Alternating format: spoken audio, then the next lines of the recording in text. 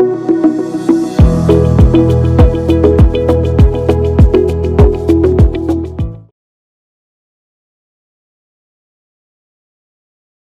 நேரம் யூடியூப் நேயர்கள் அனைவருக்கும் உங்களுடைய வெல்னஸ் குருஜியுடைய அன்பான வணக்கங்கள்.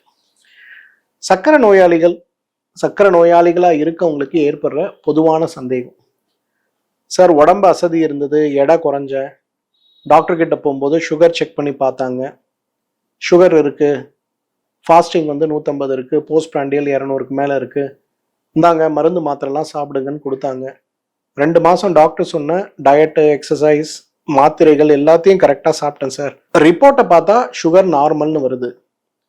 ஆனால் என் உடம்புல அசதி குறையில, என்னோட எடை கூடலை, எனக்கு நிறைய உடம்புல பிரச்சனைகள் இருக்கு. திருப்பி டாக்டர் கிட்ட போய் சொல்றேன், அவர் உடனே சத்து மாத்திரைகள் கொடுக்குறாரு. ஆனால் என்னென்னமோ செய்து பார்க்குறேன் சார், என்னோட உடம்புல ஆரோக்கியமாகவே நான் இல்லை. என்ன நடக்குதுன்னே எனக்கு தெரியல சார்.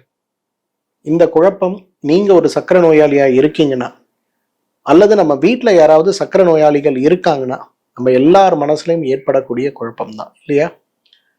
முதல்ல நம்ம புரிஞ்சிக்க வேண்டிய 3 விஷயங்கள் இதுல இருக்கு. நம்ம ஒரு டைப் 2 சக்கரை நோயாளியா இருக்கோம் அப்படின்னா, ஏன் முதல்ல நமக்கு டைப் 2 சக்கரை நோய் வருது?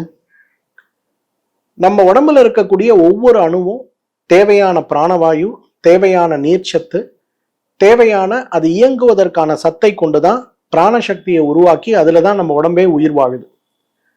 ஆனா இதுல இந்த பிராணசக்தியை உருவாக்குவதற்கு தேவையான ஆற்றல்னு சொல்லக்கூடிய எனர்ஜி, நம்ம உடம்பில் இருக்கக்கூடிய சர்க்கரை சார்ந்த அணுக்களால் ஆன அந்த எனர்ஜி ஒவ்வொரு அணுக்களுக்குள்ளும் போகணும் அப்படின்னா அதற்கு தேவையான ஒரு சாவி தான் இன்சுலின்னு சொல்லக்கூடிய இந்த ஹார்மோன். இந்த இன்சுலின் முறையா சுரக்குது அப்படின்னா நம்ம உடம்பு என்ன பண்ணும்? உள்ள இருக்கக்கூடிய அந்த ஆற்றலை அணுக்களுக்கு கொண்டு சேர்த்து அணுக்கள் முழுமையாக வேலை செய்யும். அப்ப ரத்தத்தில் சுற்றி கொண்டிருக்கக்கூடிய சர்க்கரையுடைய அளவு தேவையற்று அதிகமாகாமல் இருக்கும். ஒருவேளை இந்த அணுக்களுக்கு தேவையான அந்த இன்சுலின் எடுத்துக்கொள்ளக்கூடிய ஆற்றல் அந்த அணுக்கள் இழந்து போகின்ற ஒரு நிலை ஏற்படும் போது அணுக்களுக்கு தேவையான சத்து கிடைக்காது. அணுக்களுக்கு தேவையான சத்துக்கள் கிடைக்கலன்னு உடம்பு இன்னும் இன்சுலின் உற்பத்தியை அதிகரித்து இன்சுலின் ரெசிஸ்டன்ஸ் அப்படின்னு சொல்லக்கூடிய ஒரு நோயை உருவாக்குறத பார்க்கும். அப்படின்னா என்ன அர்த்தம்?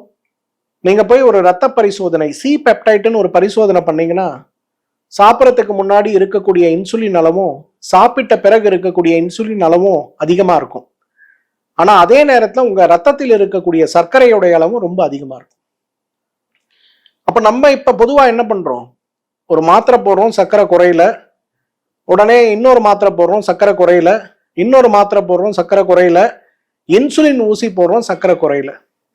அப்ப கட்டுப்படாத சர்க்கரை நோயோடு இருக்கக்கூடிய எல்லாரும் முதல்ல அட்ரஸ் பண்ண வேண்டியது இந்த இன்சுலின் ரெசிஸ்டன்ஸ் சொல்லக்கூடிய இந்த பிரச்சனை தான். இன்றைக்கு இன்சுலின் ரெசிஸ்டன்ஸ் தான் மிகப்பெரிய அளவுல ரத்தத்துல சர்க்கரை கட்டுப்பாடா இருக்கு, எனக்கு உடம்பு சரியில்லாம இருக்குன்னு சொல்லக்கூடிய அந்த சூழலுக்கும், சக்கரை நோய்க்கு மருந்து எடுத்த பிறகு கூட சக்கரை நோயினால ஏற்பட்ட எந்த பக்க விளைவும் எனக்கு குறையல.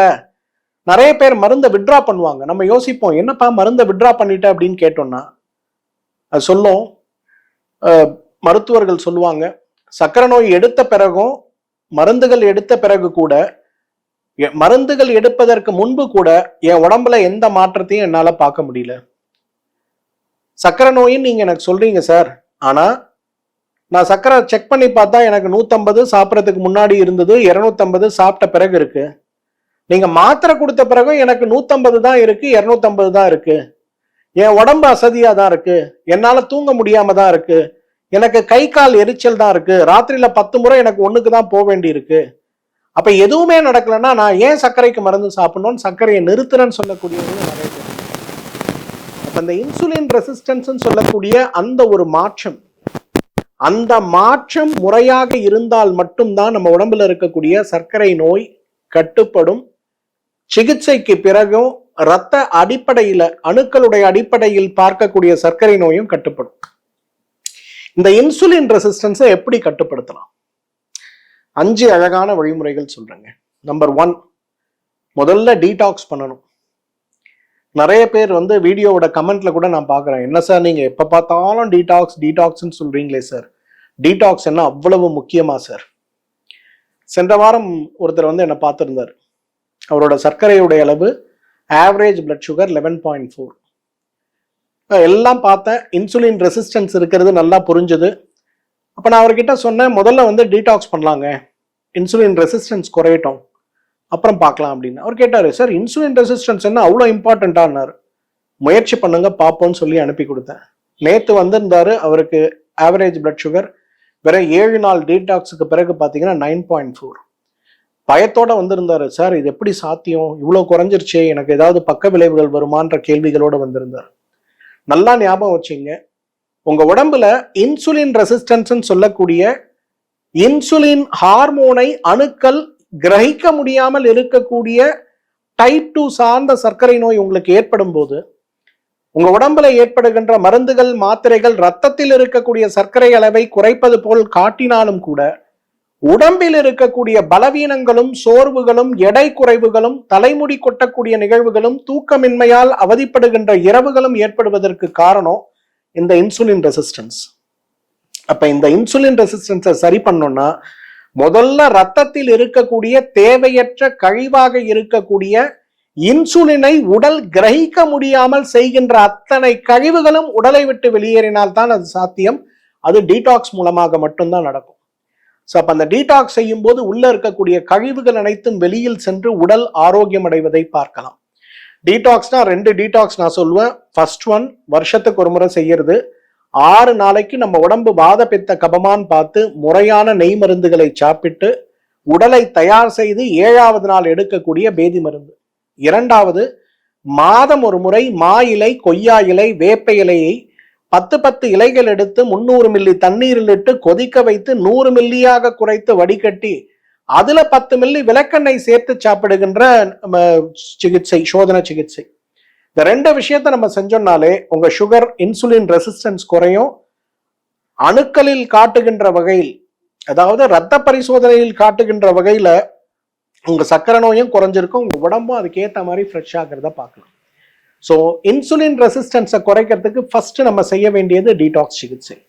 2வது செய்ய வேண்டியது தூங்கணுங்க.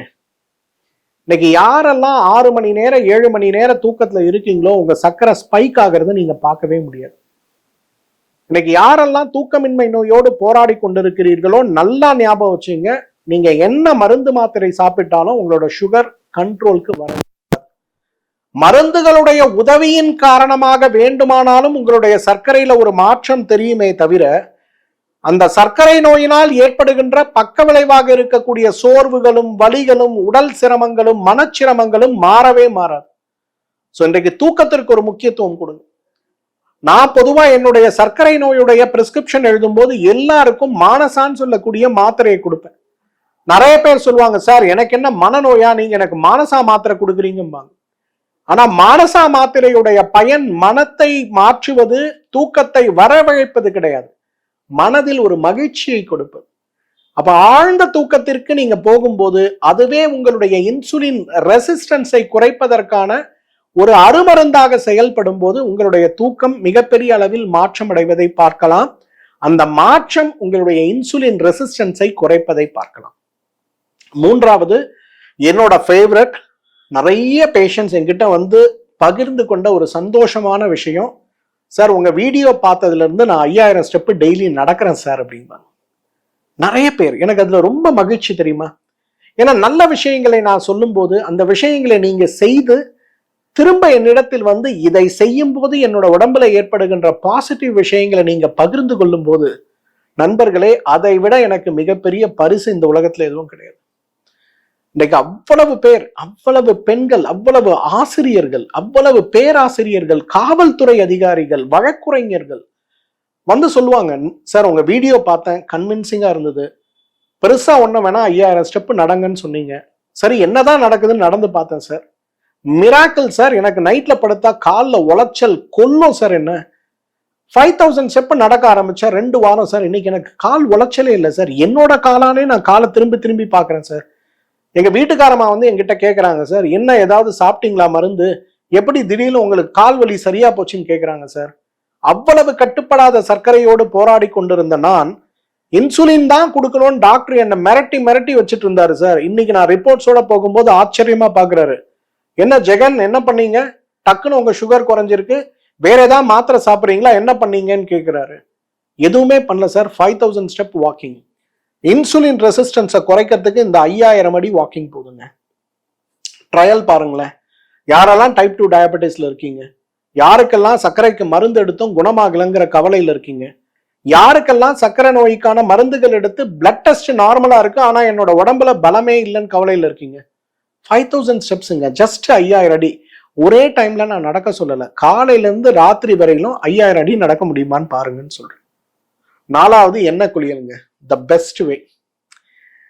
திருச்சியில இருந்து ஒரு 92 வயசு தாத்தா வந்திருந்தாருங்க. இதை நான் ரொம்ப சந்தோஷத்தோடு உங்க எல்லார்கிட்டையும் பகிர்ந்துக்கிறேன். 92 இயர்ஸ். அவருக்கு 60 வருடங்களாக சர்க்கரை நோய். அவரோட 32 வயசுல இருந்து அவர் சர்க்கரை நோயோட போராடிட்டு இருக்காரு. அவரோட சுகர் எப்பவுமே ஃபாஸ்டிங் சுகர் 180, போஸ்ட் பிராண்டியல் 280 அல்லது 300. எப்ப டாக்டர் கிட்ட போனாலும், இன்னைக்கு தமிழகத்தில் மிக பிரபலமாக இருக்கக்கூடிய சர்க்கரை நோய் மருத்துவமனையுடைய தலைவராக இருக்கக்கூடிய மருத்துவருடைய ஆரம்ப காலத்துல இருந்து அவரை பார்த்துட்டு இருக்கக்கூடிய ஒரு பேஷண்ட் இவர். அவரோட பேட்டியில கூட இவரை பத்தி சொல்லியிருந்தார். ஒரு லெவல்ல அவர் என்ன சொல்லியிருக்காருன்னா, உங்களுக்கு வயசாச்சு, சுகர் இவ்வளவு இருக்கு, அப்படியே மெயின்டைன் பண்ணிக்கங்க, வேற எதுவும் பண்ண முடியாது அப்படின்னு சொல்லிட்டாரு.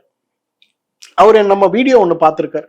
அதுல எண்ணெய் குளியலை பத்தியும் தொப்புள்ள எண்ணெய் வைக்கக்கூடிய விஷயத்தை பற்றியும் நான் சொல்லியிருந்ததை பார்த்து அவங்க பையன்கிட்ட சொல்லியிருக்காரு, நான் இதை செய்யவாப்பா, ஏன்னா 92 வயசாச்சு, நம்ம முடிவு எடுக்க முடியாது, பையன்கிட்ட கேட்டு தானே முடிவு எடுக்கணும், அப்ப நான் இதை பண்ணவாப்பா, அப்ப நம்ம இதை பண்றோம்னா இந்த எண்ணெய் மட்டும் எனக்கு வாங்கி கொடுப்பா அப்படின்னு கேட்டிருக்காரு. பையனும் வாங்கி கொடுத்துருக்காரு. அதிசயம் பாருங்க, 3 வாரம், வாரத்துல 2 நாள் எண்ணெய் தேய்த்து குளித்திருக்காரு. விளக்கெண்ணெய உடம்புக்கும் நல்லெண்ணெய தலைக்கும் தேய்ச்சிருக்காரு. அதுக்கப்புறம் தொப்புல 10 சொட்டு விளக்கெண்ணெய் வச்சு படுத்திருக்காரு. வேற ஒண்ணுமே அவர் பண்ணல. 3 வாரம் கழிச்சு அவரோட sugar first time fasting 150, post prandial 200. பெரிய அதிசயம். சரி, இது ஏதோ ஒரு மாற்றமா இருக்கும் போல இருக்கு அப்படின்னு திருப்பி 1 வாரம் கழிச்சு பார்த்தா திருப்பியும் சுகர் அதே லெவல்ல மெயின்டைன் ஆகுது. அப்போ உடனே அவங்க டாக்டருக்கு அவர் போன்ல கூப்பிட்டு, சார் இந்த மாதிரி என்னோட சுகர் இப்படி ஆயிருக்கு, நான் இன்சுலின் குறைச்சிக்குவான்னா அவரை ரிப்போர்ட்லாம் செக் பண்ணி இன்சுலினை குறைச்சிருங்க அப்படின்னு இருக்காரு. 25 வருடங்களாக குறையாத சர்க்கரை, குறையாத மருந்து, வெறும் ஒரு எண்ணெய் குளியல் மூலம் எப்படி சாத்தியமாகிறதுன்னு கேட்கறதுக்காக அவரும் அவங்க பையனும் திருச்சி மருத்துவமனைக்கு என்ன சந்திச்சாங்க. அப்ப நான் அவங்க கிட்ட சொன்னேன், இதுதான் இன்சுலின் ரெசிஸ்டன்ஸை குறைப்பதற்கான விலை இல்லா மருந்துங்க. ஒரு 10 பைசா கூட செலவு கிடையாது. விளக்கெண்ணெய் தேய்ச்சி குளிங்க உடம்புக்கு, நல்லெண்ணெய் தேய்ச்சி குளிங்க தலைக்கு. வாரத்துல 2 நாள் பண்ணுங்க. நைட்டு படுக்கும்போது 10 சொட்டு தொப்புல விளக்கெண்ணெய் வச்சு படுங்க. வேற ஒண்ணுமே வேணாங்க, இதை செய்யுங்கன்னு பாருங்க. இதுதான் மாற்றம். இயற்கை மருத்துவத்துடைய சக்திங்கிறது மருந்துகள் கிடையாது, நாம் வாழ்வியல் முறையில் செய்யக்கூடிய மாற்றங்கள் தான். அப்ப இன்சுலின் ரெசிஸ்டன்ஸை குறைக்கணும். சக்கரை மருந்து எடுத்தோம், ரிப்போர்ட் நார்மலா இருந்தோம், உடம்பு வலி குறையல, சக்கரை நோயுடைய பாதிப்பு குறையலன்னு கவலைப்படுறவங்க நிச்சயமா எண்ணெய் குளியல் பண்ணணும், இல்லைங்களா? 5வது வெரி சிம்பிள், நம்ம எல்லாருக்கும் தெரிந்த விஷயம்தான் தியானம். இன்சுலின் ரெசிஸ்டன்ஸ்க்கு மிகப்பெரிய காரணம் என்ன தெரியுமா? இன்றைக்கு மன அழுத்தம் தான். வெளிப்படுத்த முடியாத உணர்ச்சிகள், தேவையில்லாமல் வெளிப்படுத்தக்கூடிய உணர்ச்சிகள், மன அழுத்தத்தோடு தினமும் இருக்கக்கூடிய ஒரு நிலை, பயத்தோடு இருக்கக்கூடிய ஒரு நிலை, கோபத்தோடு இருக்கக்கூடிய ஒரு நிலை, அனைத்துமே நமக்கு உடம்புல பாதிப்பை உருவாக்கும். அந்த வகையில உடலுடைய மாற்றத்தை மிகப்பெரிய அளவில் பாதிப்புக்கு உள்ளாக்கி, இன்றைக்கு கட்டுப்படாத சர்க்கரை நோயையும் மருந்துகள் எடுத்தும் கூட, சர்க்கரை ரத்தத்தில் சீராக இருந்தும் கூட உடலை பாதிக்கின்ற வகையில் இருக்கக்கூடிய சர்க்கரை நோய்க்கு சிறந்த தீர்வு தியானம். என்னோட ரெக்கமெண்டேஷன் ஹார்ட்ஃபுல்னஸ் தியானம். ஸோ இந்த 5 விஷயங்களை நம்ம செஞ்சாலே நம்ம உடம்புல இருக்கக்கூடிய இன்சுலின் ரெசிஸ்டன்ஸ் குறைவது மட்டுமல்ல, பிளட் டெஸ்ட் நார்மலா இருந்தாலும் நான் இன்னும் நோயாளியாவே இருக்கனே அப்படிங்கிற கவலை மாறுவதை பார்க்கலாம். சர்க்கரை நோய் வரும்போது என் உடம்புல 10 கிலோ எடை குறைஞ்சேன் சார், 1 கிலோ கூட எடை ஏற முடியல. ஒரு கல்யாணத்துக்கு போனா இழவு வீட்டுல துக்கம் விசாரிக்கிற மாதிரி எல்லாரும் என்னையா ஆச்சு என்னையா ஆச்சுன்னு கேட்கிறானுங்க. பார்ப்பதற்கே எனக்கு பரிதாபமா இருக்கு. என்னுடைய தன்மானமே குறைஞ்சு போச்சு, என்னோட தன்னம்பிக்கையே குறைந்து போய்விட்டது அப்படின்ற கவலையில் இருப்பவர்கள் கூட இந்த 5 விஷயங்களை, மருந்து இல்லாமல் செய்யக்கூடிய இந்த 5 விஷயங்களை செஞ்சாலே சர்க்கரை நோயும் கட்டுப்படும், சர்க்கரை நோயுடைய பக்க விளைவும் கட்டுப்படும். இது எல்லாத்துக்கும் மேல சர்க்கரை நோய் மட்டுமல்ல, அதால் ஏற்படுகின்ற உடல் மன நோய்களும் கட்டுப்படுவதை பார்க்கலாம். இந்த 5 விஷயத்தை யாரு செய்ய முடியாதுன்னு நினைக்கிறீங்களோ உங்களுக்கான ஆல்டர்னேட்டிவ் மெஹனில் சூரணம். மெஹனில் சூரணத்தை பத்தி என்னோட நிகழ்ச்சியில நிறைய முறை சொல்லியிருக்கேன். டைப் 1 சர்க்கரை நோயை கட்டுப்படுத்த, டைப் 2 சர்க்கரை நோயை குணப்படுத்த, ஆரம்ப நிலை டைப் 2 நோயை ரிவர்ஸ் செய்ய, உடலில் இருக்கக்கூடிய இன்சுலின் ரெசிஸ்டன்ஸை குறைக்க, இன்சுலின் ரெசிஸ்டன்ட் மட்டுமல்லாம ப்ரீ டயாபெட்டிஸை ரிவர்ஸ் செய்ய best remedy, effective remedy, cost effective remedy எதுன்னு கேட்டீங்கன்னா மெஹனில் சூரணம் தான். 1 டேபிள் ஸ்பூன் காலையில, 1 டேபிள் ஸ்பூன் மதியம், 1 டேபிள் ஸ்பூன் இரவு உணவுக்கு முன்பு வெந்நீர்ல கலந்து சாப்பிடுங்க. யாருக்கெல்லாம் முடியுமோ நான் சொன்ன 5 விஷயத்த பண்ணுங்க. வாக்கிங் பண்ணுங்க, தியானம் பண்ணுங்க, எண்ணெய் குளியல் பண்ணுங்க, நல்ல தூக்கத்திற்கு முக்கியத்துவம் கொடுங்க. இது எல்லாத்துக்கும் மேல டீடாக்ஸ் பண்ணுங்க.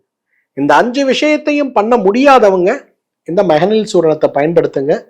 பெரிய மாற்றம் ஏற்படுவதை பார்க்கலாம். ஆரோக்கியம் நம் கையில் தான் இருக்கிறது. நம் மனதில் இருக்கக்கூடிய குழப்பம், இந்த குழப்பம் அப்படிங்கிறது பிளட் டெஸ்ட் நம்ம வாழ்க்கைய, நம்ம ஆரோக்கியத்தை நிர்ணயம் செய்யக்கூடிய ஒரு கருவிதானே தவிர முடிவு கிடையாது. நிறைய பேர் பிளட் டெஸ்ட்டை மட்டும் பார்த்து டெஸ்ட் நல்லா இருக்கு, என் உடம்புல ஏன் நோய் குறையலன்னு மன அழுத்தத்திற்கு போகக்கூடிய இளைஞர்களுக்கும் இளம் பெண்களுக்கும், குறிப்பா அந்த ஜென்சி கிட்ஸ், நீங்க நான் ஜிம் போறேன், எக்ஸசைஸ் பண்றேன், எல்லாம் பண்றேன், ரிப்போர்ட் நார்மலா இருக்கானா என்னோட உடம்பு அசதியே குறையல சார், தலைமுடியெல்லாம் கொட்டி போச்சு சார், கவலைப்படவே வேண்டாம். இன்சுலின் ரெசிஸ்டன்ஸை மாத்துங்க. உங்க பிளட் ரிப்போர்ட் சொல்றபடி உங்க ஆரோக்கியமும் மேம்படுவதை பார்க்கலாம். இந்த வீடியோவை ஷேர் பண்ணுங்க. இந்த வீடியோவோட கமெண்ட் செக்ஷன்ல உங்களுக்கு இருக்கக்கூடிய சந்தேகங்களை, கேள்விகளை தவறாமல் என்னிடத்தில் கேளுங்க. எனக்கு நேரம் கிடைக்கும் போது அவசியம் அதற்கு பதில் எழுதுகிறேன், அல்லது இன்னொரு வீடியோ உங்களுக்காக நான் போட முடியுமான்னு பாக்குறேன். இந்த வீடியோவை சர்க்கரை நோய் சார்ந்த கம்யூனிட்டிகள்ல ஷேர் பண்ண முடியுமான்னு பாருங்க. ஏன்னா இன்றைக்கு நமக்கு தேவை மருந்து, மாத்திரை, மருத்துவர்களை விட விழிப்புணர்வு ரொம்ப அவசியம். அந்த விழிப்புணர்வுக்கு சிலருடைய வாழ்க்கையில அந்த விழிப்புணர்வே அவர்களுடைய ஆரோக்கியத்தை, மகிழ்ச்சியை மீட்டு கொடுக்கும் அப்படிங்கிறத மறந்துடாதீங்க. மீண்டும் சந்திப்போம். நன்றி, வணக்கம்.